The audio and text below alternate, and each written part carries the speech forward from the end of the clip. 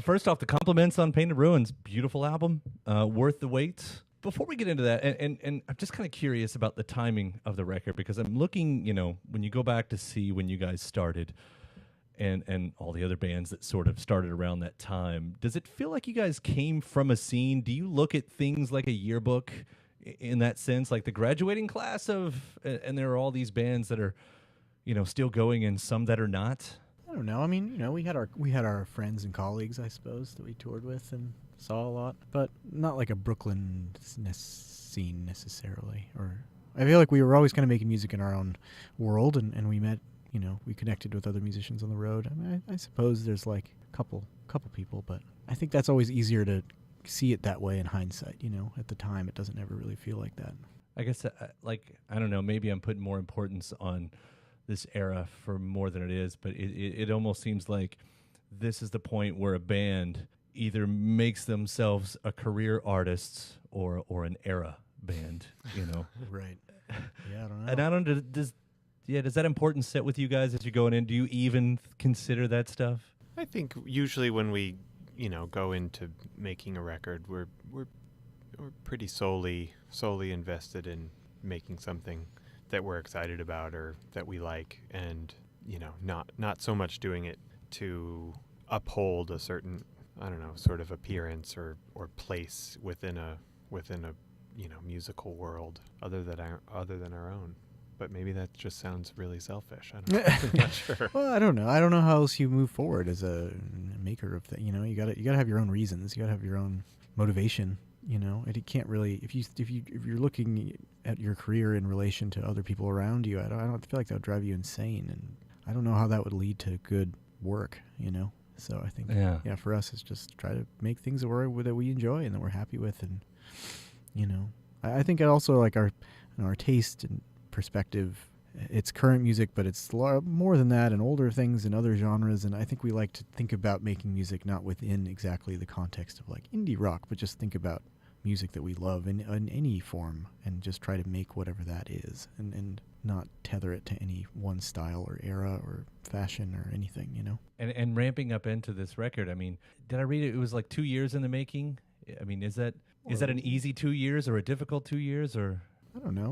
It wasn't so bad. We took it kind of slowly, but we tried to keep the whole experience pretty open, and start with songs that were just little pieces of things and choral ideas and rhythmic ideas, and not force anything too quickly. In the past we've run up against that where we'll like a couple of us come with a bunch of songs and the other guys come with a bunch of songs, and it's like two different records being made at the same time, and it's hard to get on the same page. So we were trying to do this in a way that we could all get on the same page more quickly, actually, by starting with things that were more open and less developed. It was kind of the idea this time around. I guess I just think of that, when you're writing, when you start with that blank slate, and how daunting that can feel, and the tearing and the clawing and the waiting and the pushing to get to the piece of art that you want.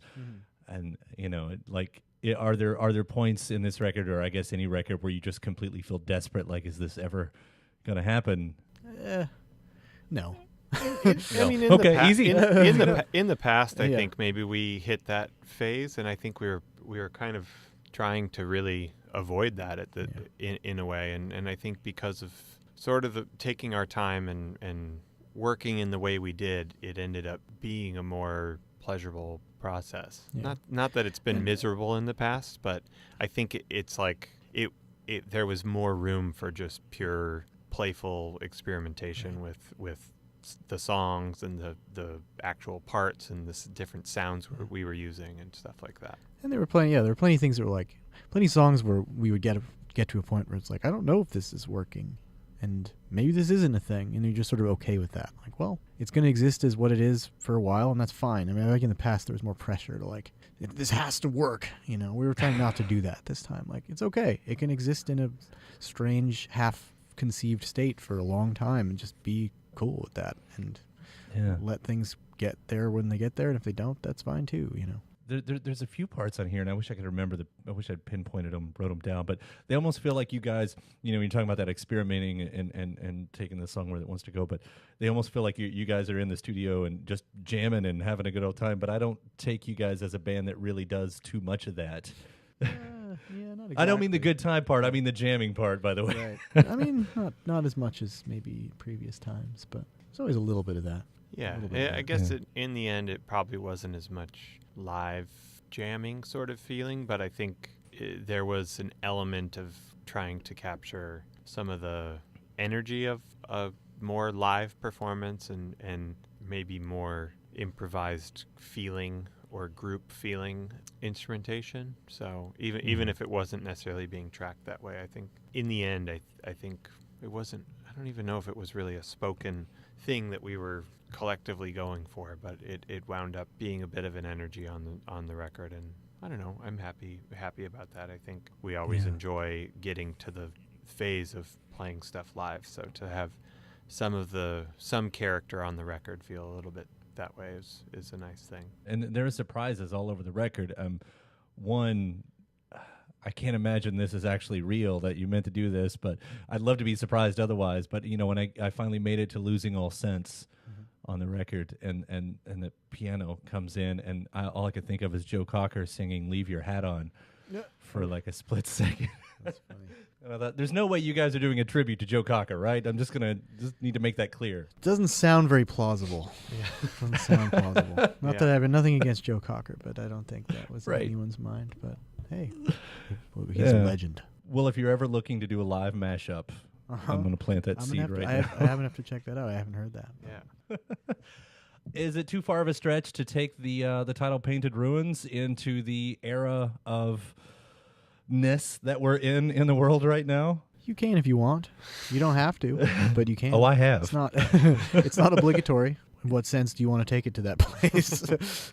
I guess when I think of that, and sure, for me, if it's left a little bit ambiguous, for me, it was definitely most of the interviews that I talk to artists right now. That's a large part, if not a direct part, then even a subconscious part. And when I saw that title, that very much seemed like something that I was seeing everywhere and hearing from a lot of people. And I just, yeah. Yeah, I mean, there was plenty of anxiety when we were making the record. This was before our current era, I guess, but not that really matters. But there's a lot of, I guess, once we finished the thing, and then we were thinking about trying to imagine some kind of cohesive way of talking about it. There are definitely very personal lyrics and narratives, and there are slightly more exterior narratives.